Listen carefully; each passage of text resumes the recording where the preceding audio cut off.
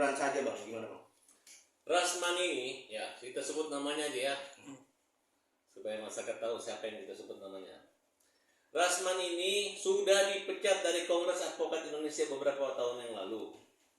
Kemudian tiba-tiba organisasi advokat yang namanya Pradi Bersatu ini menerima dengan alasannya lompat gitu, ya.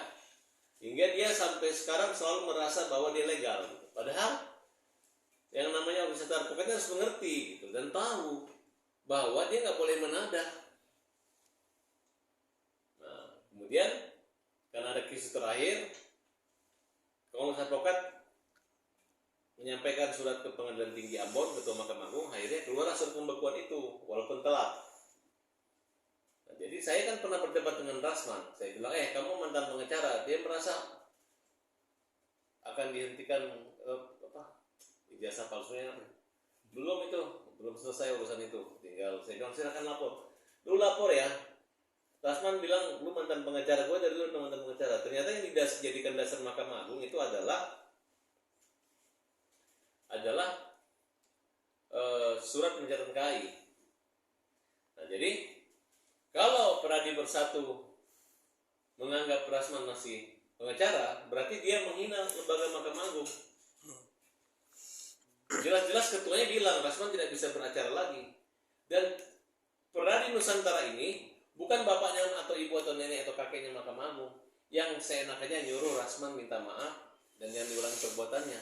Kemudian dengan sombongnya dia mengatakan, saya disuruh. Emang kalau lu disuruh kenapa? Kenapa lu disuruh, man? Emang lu anak kecil disuruh-suruh? Lu harus mempertanggungjawabkan.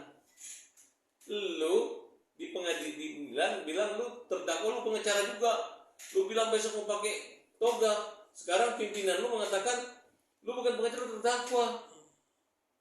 Kamu tuh selangkah lebih nyelonong dibanding apa, tapi ternyata jadi senjata makan tuan buat diri lu sendiri. Nah, dan itu menggunakan itu sebagai pembelaan lu, nggak bisa. Apa yang lu lakukan itu rekam jejaknya sudah menyuruh, sekarang udah jadi sorotan Indonesia dan menyambut gembira dengan pemecatan lu. Rasman tidak boleh lagi menerima klien, tidak boleh menerima bayaran. Siapa yang menerima bayaran berarti rugi sendiri. Dia nggak bisa hadir ruang sidang, nggak bisa mendampingi ke polisi. Kalau masuk doang di kantor polisi dilihat wartawan, boleh. Ya, saya rasa juga mungkin salah satu penyebab Padahal di penjara itu karena mungkin melihat lawyernya udah nggak ada kan. Masa orang udah di penjara masih pakai lawyer, ya nggak akan keluar lah. Coba pakai Farhad Abbas, pakai gue, besok langsung keluar. Karena ada yang menjamin. Yang menjamin apa? Pengacara yang legal. Ya, itu kan diatur dalam KUHP. Misalnya dia pakai uang jaminan berapa, 10 juta, 20 juta, jamin nggak akan melarikan diri. Tapi kalau lu masih bawa pengacara yang dipecat, dibekukan, tau nggak kalau dibekukan itu ya kayak ikan kalau mati, itu dibekuin. Jadi nggak bisa ngapain, beku gini gitu. Jadi nggak bisa bergerak. Jadi mati selamanya. Itu namanya beku. Bang, berarti kalau ada tawaran nih, seandainya jadi kuasa hukum FAB dah ya, dikatakan seperti itu, abang bersiap menerima atau gimana? Farhad Abbas itu pengacara yang membela yang perlu, bukan perlu membela. Itu kita kesampingkan dulu. Saya nggak mau memancing di air keruh karena pekerjaan kita banyak di situ. Tapi kalau untuk Rasman ngapain lu datang ke Polres Jakarta Selatan? Udah tau lu di rumah aja, ya. Ini pengacara dia bawa istrinya, gitu. Baru kena batunya sekarang. Rasman, kau nggak usah lagi ke nanti yang ada klien lu nggak dikeluarin lagi, betul nggak? Betul kan? Nah inilah gara-gara dia seenaknya, nggak ada aturannya. Tapi saya senang Rasman sudah dipecat dan dipecatnya dari dulu. Saya sebutnya mantan, gitu. Makanya saya berdebat. Biasanya dia malu tuh disebut dari Pradi Bersatu. Sekarang nih baru dibela, baru dia mau menongol gitu. Rekam jejaknya ada, perdebatan saya dengan Rasman ada. Dia merasa dipecat, sekarang mau dipecat.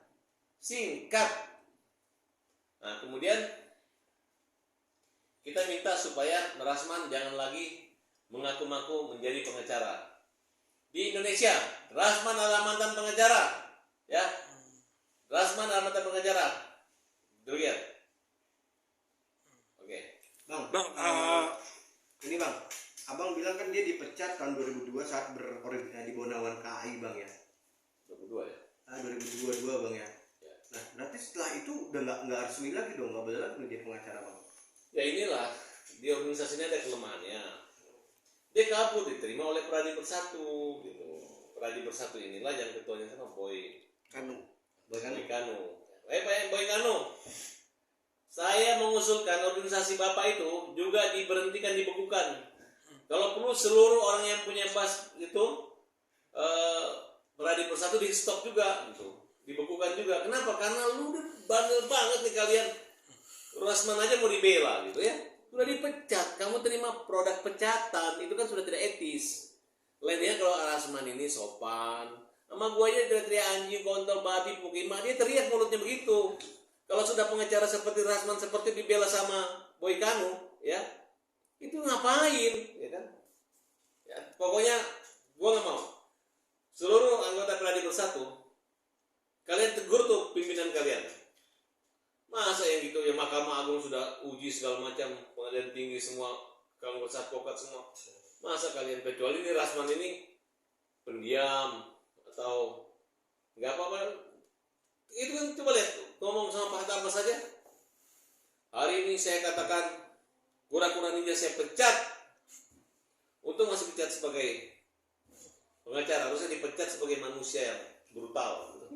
Bang, berarti Pradi Bersatu ini dengan mengundang atau mengambil Rasman salah satu langkah yang salah atau gimana menurut Bang Farhat? Ini langkah sensasi aja. Kali ini hancur juga ya. Siapa yang membela kura-kura ini dia ikut hancur. Tuh si Firdaus sudah saya ingatin. Akhirnya saya nggak mau tuh. Saya nggak minta maaf karena saya ini kuasa, saya tanggung jawab. Tuh ada Tuhan. Ternyata minta maaf juga. Terus saya bilang, lu Firdaus, lu kalau minta maaf lu ke Mahkamah Agung, sana lu minta mogok makan sampai mati. Lu bilang sama Mahkamah, kalau Bapak nggak maafin saya mati Pak.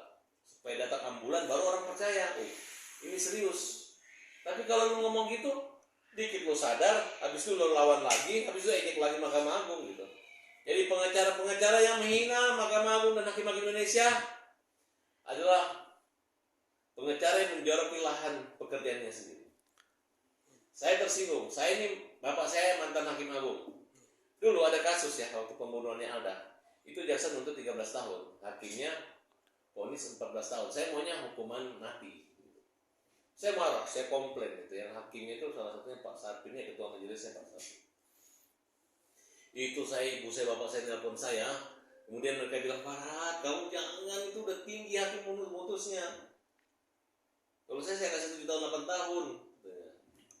Akhirnya saya baru menyadari ya, ngapain gue protes. Benar di Majelis Tinggi tetap 14 tahun, di Mahkamah Agung turun per itu 7 tahun. Nah, jadi artinya ngapain kamu ribut sama hakim? Kamu tinggal banding, kita nggak fokus. Ya udah, itu kan hakim kan punya pertanggungjawaban sama Tuhan. Mungkin aja hakim di pengadilan negeri kurang gaul atau galak atau apa. Tapi saya rasa hakim-hakim sekarang baik dan ramah semua. Baik dan ramah semua. Nah, tapi ada nih contoh nih, di Pengadilan Negeri Bandung ada klien saya beli rumah 28 miliar, udah bayar 10 M. Harga rumah 17. Hakimnya baik. Putusannya dia ikut apa? Ikut perjanjian notaris. Jadi sama aja kalau usah ada sidang. Nah, ada waktu di Pengadilan Balai Bandung ada kayak begitu. Ini nanti Pak Ketua Mahkamah Agung tolong juga hakim-hakim yang kayak serius, tapi dia nggak mendengarkan yang menutupi ada. Tapi saya nggak beribut sama hakim kayak begitu. Jadi saya banding aja. Tapi ada, lu dosa loh. Gila, orang udah bayar 40% bayar rumah, tiba-tiba hangus. Nggak ada menempat. Itu yang terjadi pada kasus Ibu Danti. Jadi mereka udah tahu kok, karena hakimnya pada saat sidang tuh kelihatannya bijaksana banget, tapi ternyata mereka Nah itu kan di putusan. Kalau ini baru di awal. Nah itu biasalah hakim-hakimnya. Ada yang koruptor, ada yang triliun. Nggak ada. Richard itu pegawai Mahkamah Agung. Richard itu cuman pensiunan. Nur Hadi, Hasbi itu semua pegawai biasa, bukan hakim agung. Makanya mereka ini terlalu pintar, terlalu berani. Ngeri. Itu nggak ada karakter pengacara seperti itu. Makanya Mahkamah Agung pecat dia, bekukan, senang banget. Gua jumpa sama Rasman di pengadilan, gua seret keluar kalau dia berani ngaku pengacara. Gua bawa ke polsek ya, kamu udah berhenti pakai pengacara. Ancaman hukumannya ngaku pengacara itu 5 tahun juga, ya, oke? Bang, tapi Rasman sendiri kemarin berjanji akan lebih tenang saat sidang dengan Nggak ada. Itu orang itu nggak ada. Orang ini ya kalau ngeliat mukanya orang itu kelihatan muka-muka itu kura-kura ninja, dia itu cuman gertak-gertak orang nggak berani. Semua orang dimaki-maki, mulai di bandara sana, di Pengadilan Jakarta Pusat dimaki-maki. Wartawan juga dimaki-maki sama dia kan? Saya juga dimaki-maki sama dia kan? Ya. Apa yang kau tanam, kura-kura ninja, akhirnya kamu dipecat. Nggak bisa lagi makan uang dari pengacara, ya. Uang kamu terima sebagai calo, kalau tidak resmi atau nggak kamu pengacara itu namanya uang haram, ya. Dan istrimu nggak bisa ikut lagi. Nah, kalau istrimu sekarang belum sebagai lawyer, tiba-tiba istrimu itu ikut-ikut kamu, nah, terbalik. Bisa jadi kau nanti ikut siapa aja lawyer, kamu ikut bawa tas bisa. Tapi nggak boleh pakai kantor Rasman, tidak boleh pakai kantor Firdaus. Nah, nggak boleh. Dan pengacara kalau udah dipecat, satu Indonesia udah nggak ada yang percaya lagi. Nggak ada yang percaya lagi. Dan kalian juga saya ingat ya, nggak usah lagi sopan-sopan sama dia. Anggap aja dia adalah kayu-kayu yang bisa kita geser semua. Nggak ada yang berani. Pokoknya ini mereka ini ibarat api. Kalau lu sentuh dia jadi terbakar juga gitu. Mau kamu pekerjaan kalian itu. Nah, sedangkan ada yang bilang pengacara juga udah tahu, kalian juga udah tahu dia udah dipecat, ngapain dia wawancara dia kan? Betul nggak? Mulai sekarang nyalain wawancara pura-pura ninja. Kecuali kalau dia bicara tentang lingkungan hidup, tentang manfaat